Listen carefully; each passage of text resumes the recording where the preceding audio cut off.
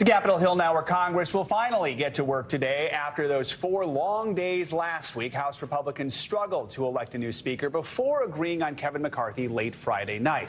McCarthy won the speaker's gavel on the 15th ballot, the most needed to elect a speaker in more than a century. So now what's in store for the GOP?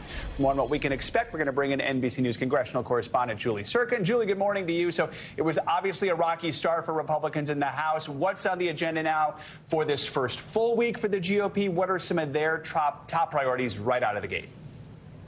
Well, they're hoping they'll be able to repeal, for one, those additional IRS agents that were added actually by Democrats as part of the Inflation Reduction Act. And they're also hoping they can start holding oversight of the southern border. McCarthy, now Speaker McCarthy, teasing that in his speech late Friday night after he finally got the gavel, saying that they potentially want to hold a hearing on the southern border. They want to hold oversight of the administration, but all of that on pause as they continue to hammer out these rules. Because remember, now that he has the gavel, they need to set the rules by which they will govern before they can even form committees and get going on any of their agenda priorities, which most likely will include mainly oversight, as Democrats will control the Senate. So, Julie, Speaker McCarthy now needs votes to pass a rules package on how business is going to be conducted over the next 2 years. And a lot of that comes from the negotiations last week so he could win the speakership. I mean, how's this all shaping up?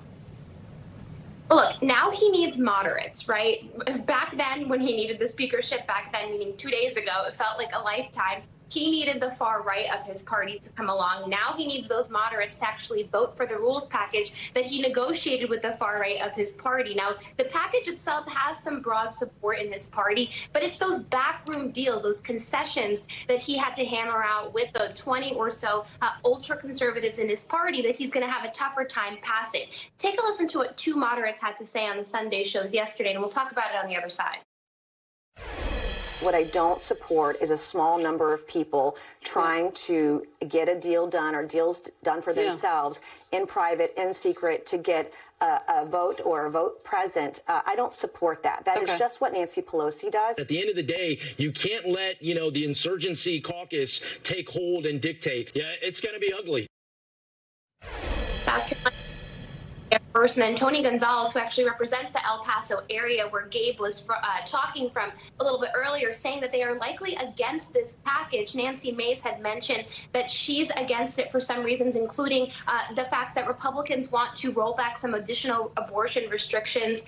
She's pro-life, but she does support some protections for women there. And Tony Gonzalez, actually a naval veteran, he's against the cuts in defense spending that potentially are coming from some of those backroom concessions that McCarthy made with the 20 or so. And I just want to note really quickly, there's about 3 additional pages to this rules package that we haven't seen yet because leadership is kind of holding it tight, including potential spending cuts, debt ceiling being a huge fight, the government potentially having a hard time to stay open. I mean, those are some of the really big impacts of these concessions. But of course, Democrats are still control of the Senate, still in control of the Senate. So this is all really tight for McCarthy. Julie, very quickly, I want to ask you about Democrats in the House. They're not in control for the first time since 2018. So what's their strategy? Well, take a listen to what Hakeem Jeffries, their new leader, had to say yesterday, and we'll talk about it after. Well, our general concern is that the dysfunction that was historic that we saw this week is not at an end. It's just the beginning.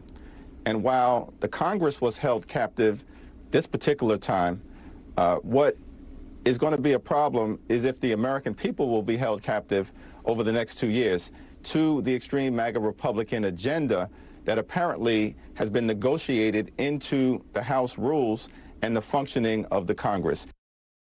Democrats' strategy is this, Joe. They know that McCarthy can only afford to lose 4 seats, so they're going to stand united just as they did during the speakership gavel. That's their strategy. That's what they can do to prevent these bills from passing and, more importantly, from heading to the Democratic-controlled Senate. All right, let's see what happens this week. Julie Tsirkin, thank you so much.